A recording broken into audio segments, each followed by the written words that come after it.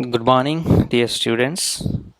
The name of our course is Corpus Paulinum, that is the Pauline body of literature.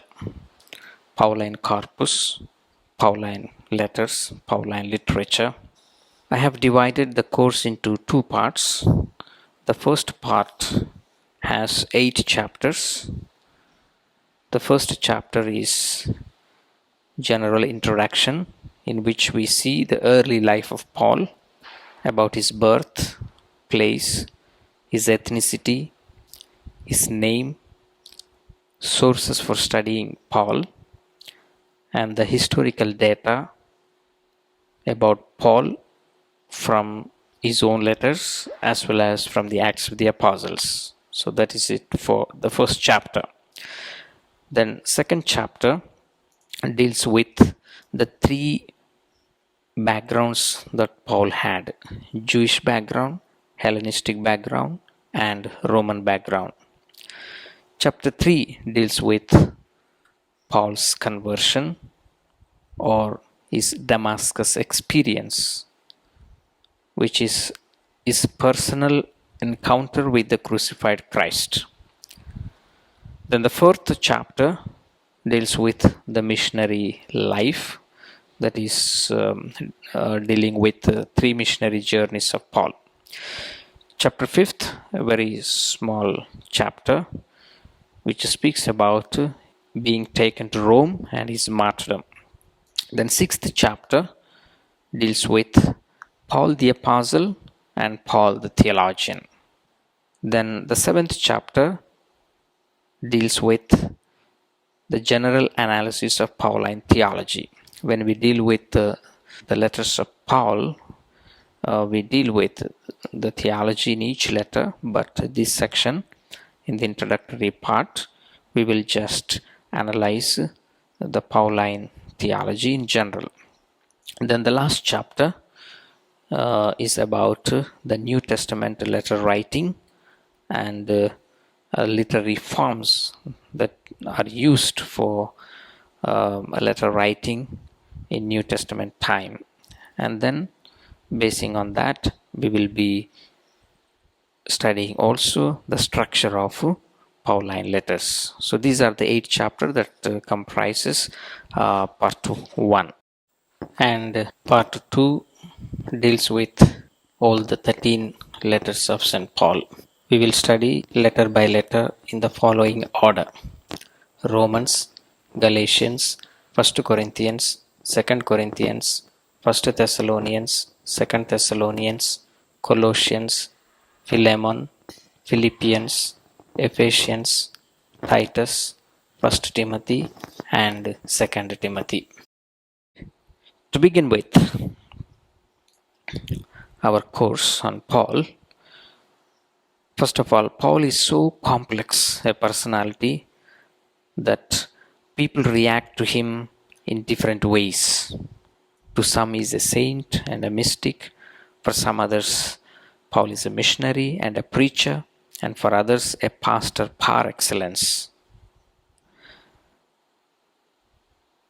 We also have a negative opinion about Paul. Most of the feminists call him woman hater. Some consider him as an arrogant man. Otto Michael, a scholar, says that Paul is an arch enemy of Jesus, his people, and mankind. Then John Stuart Mill condemned Paul as the first great corrupter of Christianity. Thomas Aquinas, on the other hand, sympathetically puts Paul as the professor among the apostles. And according to some reformers, Paul is the second founder of Christianity. The complex personality of Paul was characterized also by his sincerity, his humility, magnanimity, his courage, zeal, and friendliness. From his own letters, we learn that he is Paul of Tarsus, artisan, scholar, traveler, leader of men. carried out into that imperial world the gospel that had transformed his own life, interpreting it in daring and vivid terms to the mind of his time. T.W. Tozer described Paul as the world's most successful Christian and his career the most astonishing in the world's history. And Paul is a passionate lover of Christ and his people. Paul carried out his mission superbly until he was beheaded in a Roman prison. So thus, Paul occupies a unique place in the history of the church as the greatest missionary and as the greatest theologian. And apart from this, he also established churches in the first century. And he wrote numerous letters. Most of the books in the New Testament are from Paul. Now we will see why we should study Paul, some of the reasons why we should study Paul. So I have sorted out few reasons. First one is historical reasons. So we can study Paul for historical reasons. That is, we find the oldest written document of the New Testament among his letters. That is 1 Thessalonians, which was written between 50 to 52 AD. So with Paul, Christianity became universal. Then theological reasons. His theology is basically his Damascus encounter with Christ. That personal encounter with the crucified Christ. That from that Damascus experience, that his whole theology emerges from that Christ experience. So as a deep reflection on the gospel and the mystery of Christ, Pauline thought affects the various fields of theology. Then we have hermeneutic reasons. Paul interpreted the content of the gospel for the divergent and changing reality of his communities from context to context. So he tried to interpret the gospel of Christ. So he could throw light to us to interpret the same gospel for other cultural contexts. Our context today is different. Let's say for us, for our Indian context. C.H. Dodd has aptly remarked, I quote, "A gospel so deeply personal and so widely spread can survive the intellectual vicissitudes of centuries and bear reinterpretation for a new age without losing its vital force." From his book, The Meaning of Paul for Today.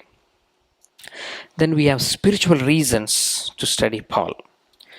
The expression, "It is no longer I who live, but Christ who lives in me," Galatians 2:20, gives us the secret of Paul's amazing life and mission.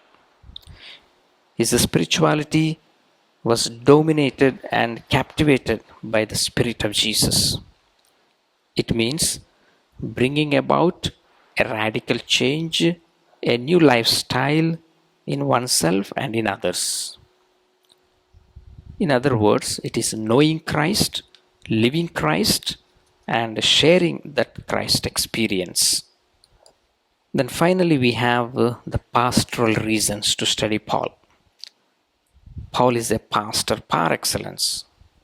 When we run into pastoral problems, we can look to Paul for ready solutions. So dear students, as we progress in studying the Pauline letters, let's try to draw practical applications for our context. So we study Pauline literature not just for academic purpose, but also for our life.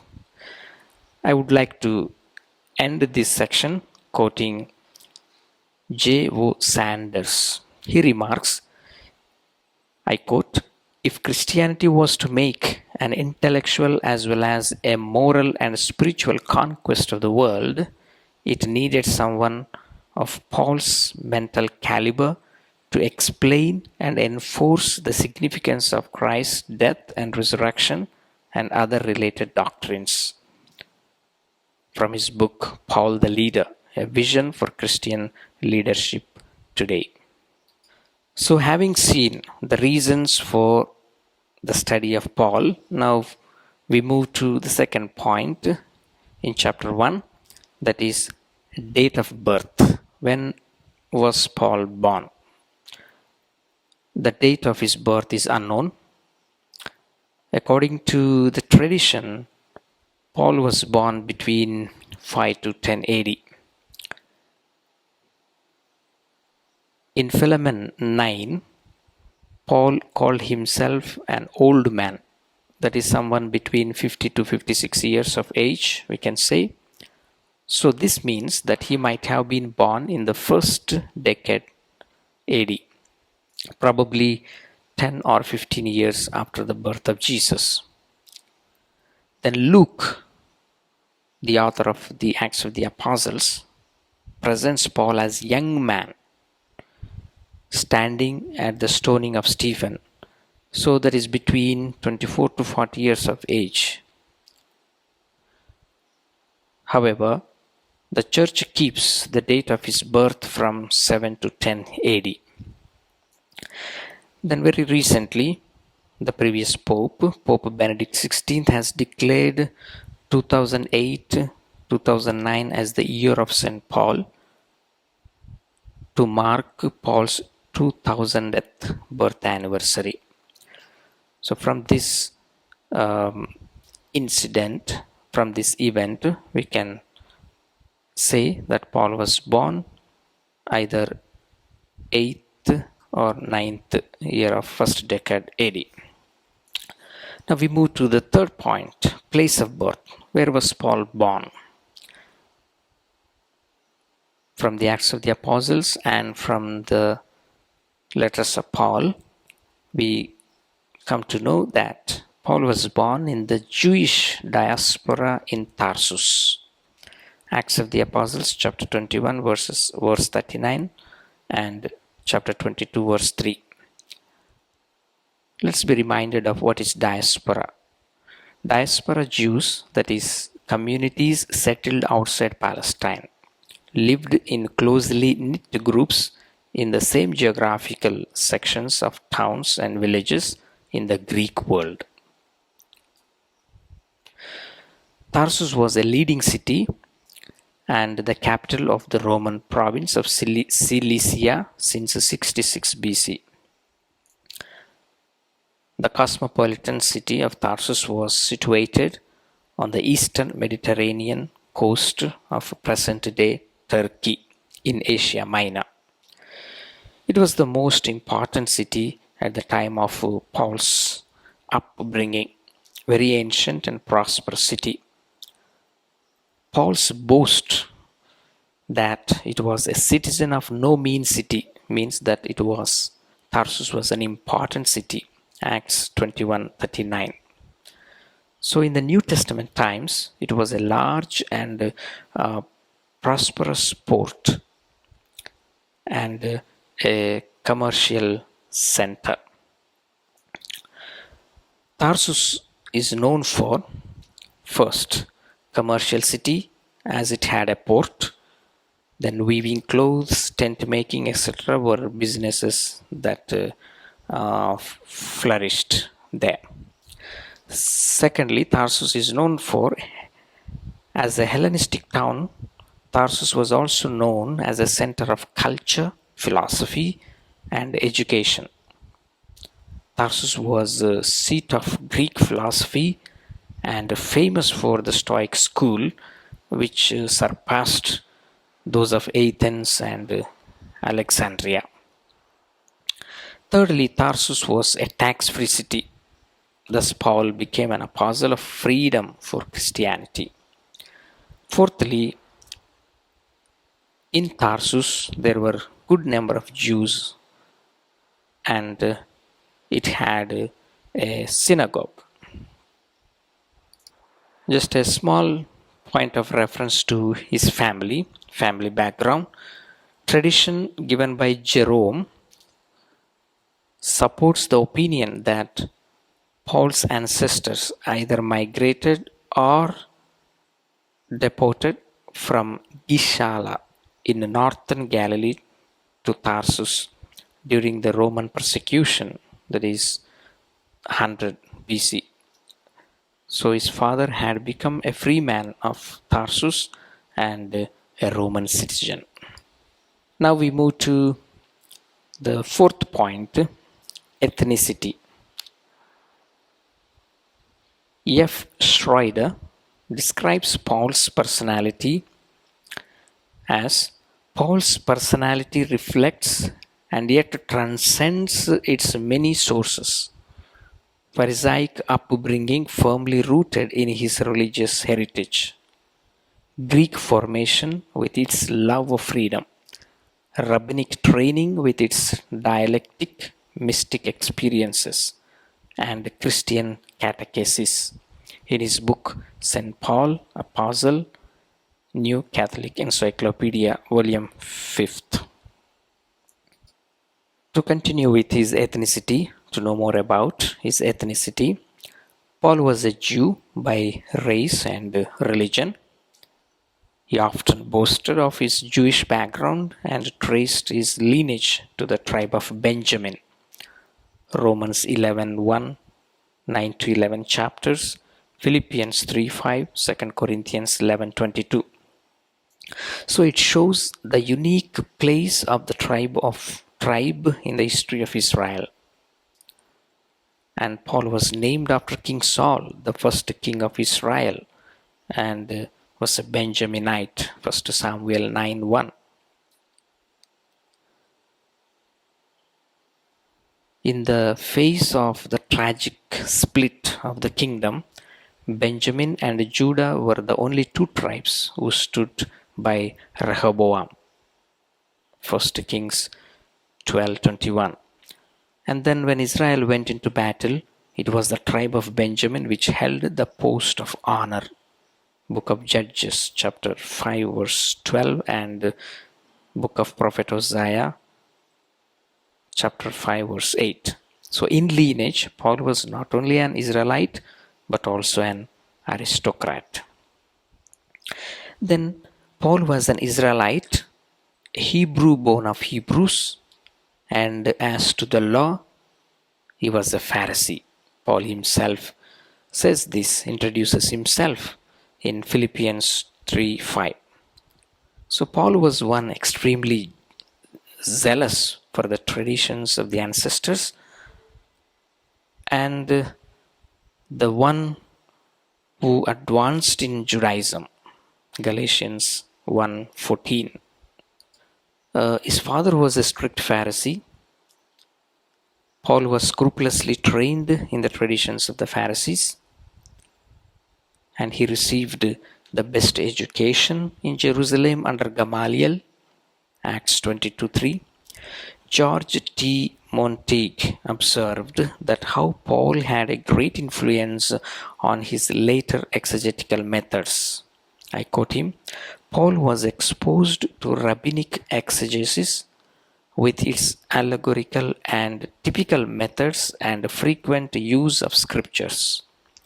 The allegorical method, that of a developed and continued metaphor that interprets itself as it proceeds, is reflected in Paul's allegory of Hagar and Sarah, Galatians 4:21-31, from his book The Living Thought of St. Paul.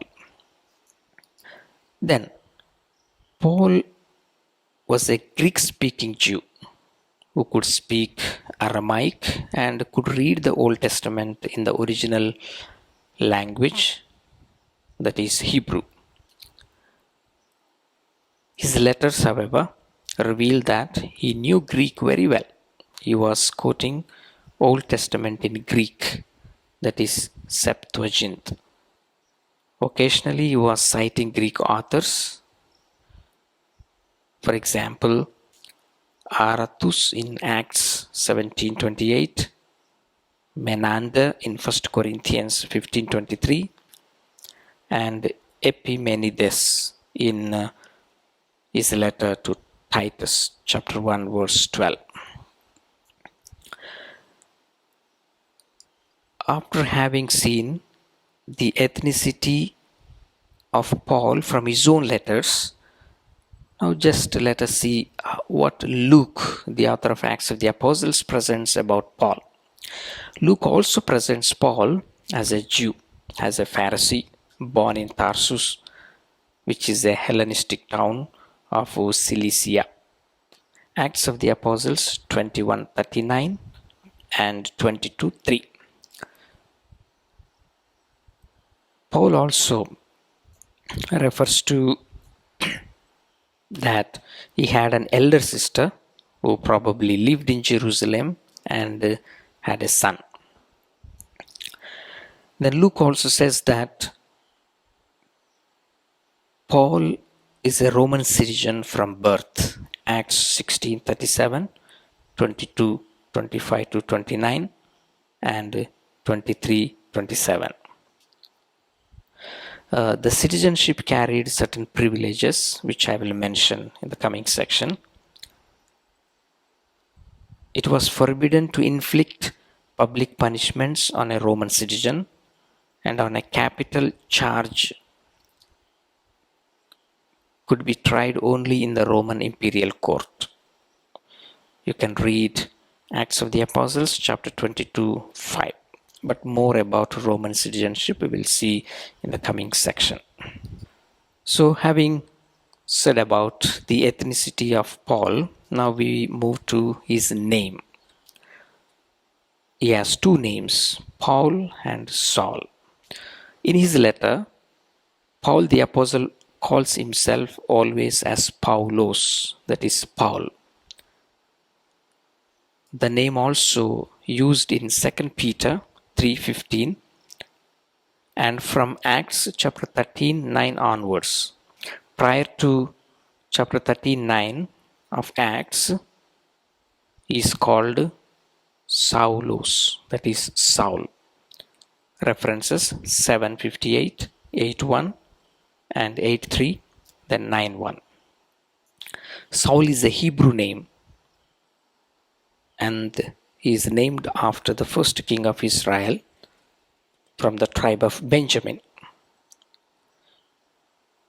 Saul means asked for or desired of God or of Yahweh. Then he also had a Roman name, Paulos, Paul. Saul is a Hebrew name, Paul is a Roman name. So many Jews of the period had two names, one Semitic like Saul and the other Greek or Roman like Paul. The other examples are found in Acts 1:23, 10:18 and 13:1. So Paulus is a Greco-Roman name and in Latin it means small or little, but it had nothing to do with Paul's stature. Some theologians say Paulos or Paul points to his humility. Some say after his conversion he changed his name. This cannot be, since in Acts, even after the first account of conversion, he is still mentioned as Saul. The name Paulus would have served better to work among the Gentiles. In fact, even after the first account of conversion,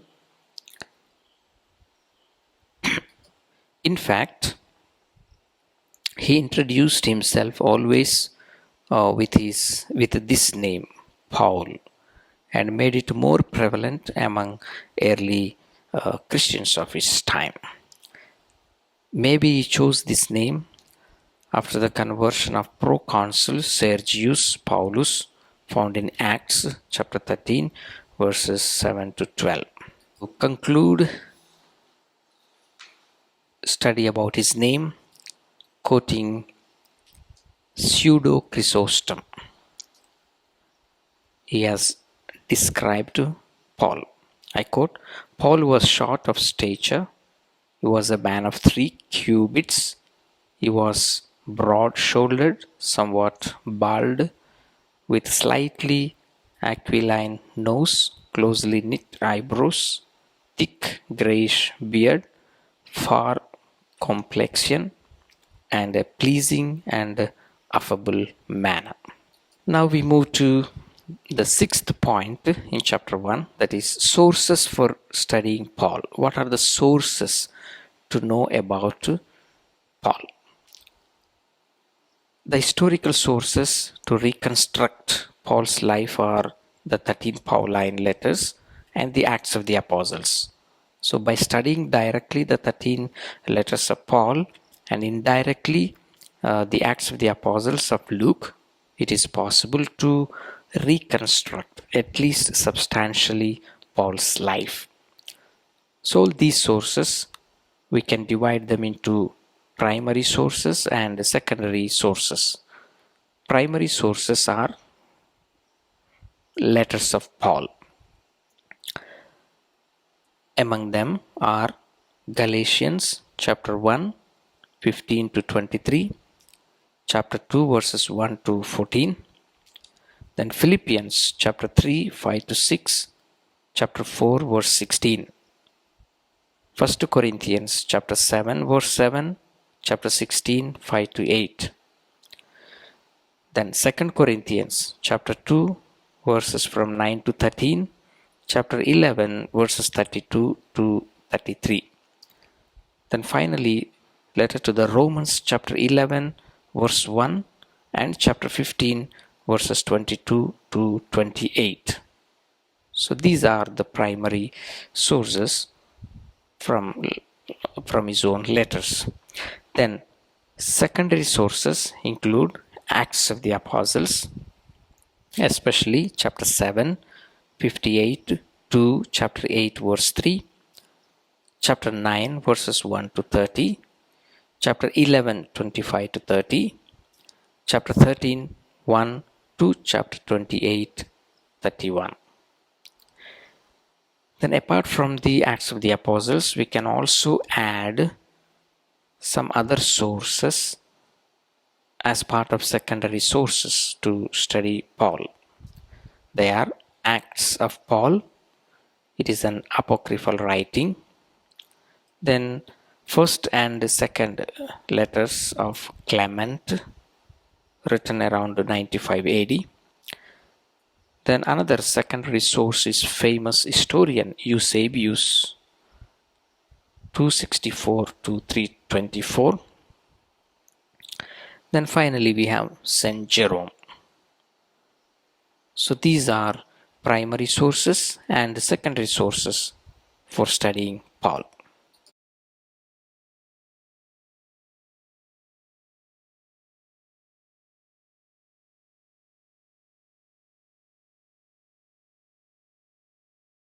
Now we move to the last section in chapter 1. That is some historical data of Paul's life from his own letters and from Acts of the Apostles. So some historical data that we can gather about Paul from his own letters. First one, Galatians 1, chapter 1 verses 17 to 18. 3 years after his conversion, he spent time in Arabia and Damascus. After having spent time in Arabia and Damascus, Paul went to Jerusalem to meet Peter, Cephas, and James the Less. And he spent there 15 days. Then second, Galatians 2:1. Then after 14 years, he went again to Jerusalem to meet James the Less, Cephas, and John. Then Galatians 2:9, he was present at the Council of Jerusalem. Then later, there took place the incident, that is Paul rebuking Peter at Antioch. So this incident with Peter at Antioch we find in Galatians chapter 2, 11 to 15. This incident was about the need to keep the law. If Peter, though a Jew, lived at Antioch like a Gentile and not like a Jew, He could not compel the Gentiles to live like law-observant Jews. Then we have Philippians chapter 3 verses 4 to 6. Circumcised on the 8th day of the people of Israel of the tribe of Benjamin, the same tribe of Saul, the first king of Israel, and a Hebrew born of Hebrews, and as to the law, a Pharisee, as to zeal, a persecutor of the church, as to righteousness under the law, blameless. We also find this in Galatians chapter 1 verse 14 and Acts of the Apostles chapter 23 verse 6.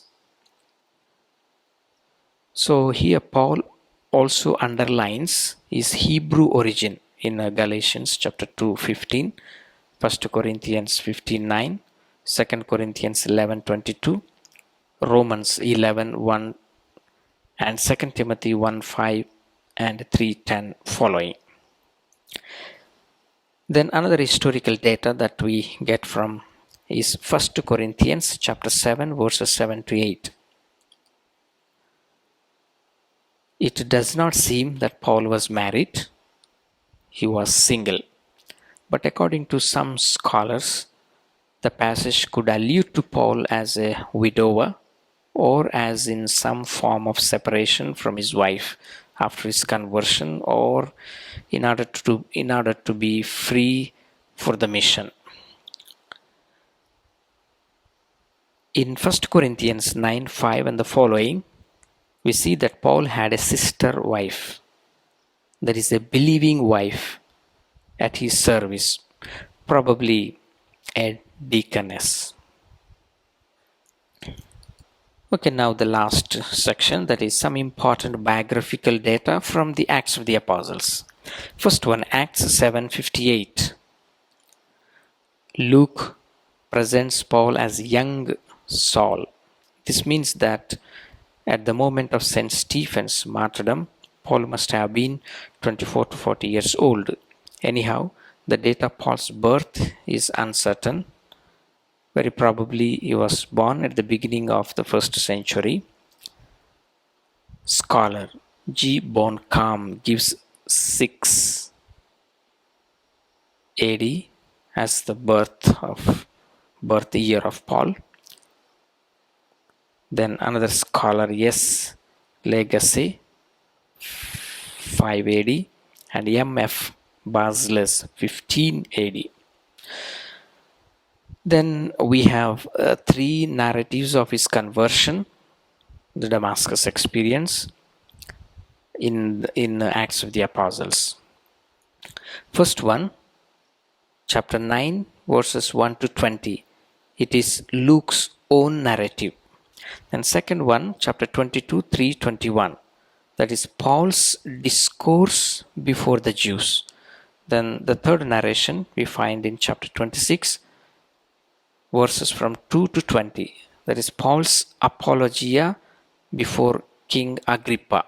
Paul's defending himself before King Agrippa. Then about his conversion, we also find in his own letters, Paul writing himself, Galatians 1, 11 to 24, 1 Corinthians 9, 1, 15, 8 to 10, 2 Corinthians 3, 14 to 18, Philippians 3, 12. The date of his conversion could be 33 AD. Scholar G. Ledman proposes between 30 to 33, and R. Jewett proposes 34. Then we also have information about Paul from Acts 9:25. In Damascus, Paul was persecuted by the Jews and by the governor under King Aretas IV, who lived at Petra and died in 39 or 40 AD. So Paul had to flee from Damascus. He was let down in a basket no, from a window in the city wall. Is also referenced in 2 Corinthians chapter 11, 32 to 33. Then Acts of the Apostles chapter 13:9. The first time we meet Paul's double name, Saul meaning asked from God, then Paul meaning small. The double name could underline a great openness to the Jewish, Hellenistic, and Latin churches. Also see Acts 1:23, 12:25. Then Acts chapter 15, 36 to chapter 28, 31. So the second part of Acts is totally about Paul's missionary journeys. Then Acts 18:3. Paul learned a practical trade in order to be self-sufficient and independent. So he was a tent maker by profession. Also see 1 Thessalonians 2:9, 1 Corinthians 4:12, 2 Corinthians 11:27. Then Acts 21:37 to 40, 22:3, 23:34. Paul was born in Tarsus. This city was the capital of Cilicia, an important center of Hellenistic culture. Then Paul spoke in Greek and Hebrew, but most probably the language spoken was Aramaic. Then Acts 22, 22 to 28. Paul was scourged in the fortress Antonia. He saved himself by declaring to be a Roman citizen. Also see 1637 following. In the case of a lie, the punishment was death. So scourging was reserved to slaves and foreigners. Also, the tribune Claudio Lysia had bought the Roman citizenship, so by paying a huge sum of money. Then Acts 26:5. Paul was sent to Jerusalem to study at the school of Gamaliel, the elder, disciple of Hillel. Acts 22:3. Probably he became a die-hard rabbi and perhaps a member of the Sanhedrin. Acts 26:10. So main influences on Paul. So I would like to conclude this section by this small note. So we know that Paul was born in Tarsus, a center of Hellenistic culture, and at some point he was sent or taken to Jerusalem to study at the feet of Gamaliel, a renowned Jewish rabbi and teacher. Hence he was a product of three influences. He was Jewish, lived in a Hellenistic culture, and was also a Roman citizen. So these are the religious and cultural threads that shaped Saul's understanding of Christianity. Therefore, to understand the mind of Paul, we must be aware of these influences.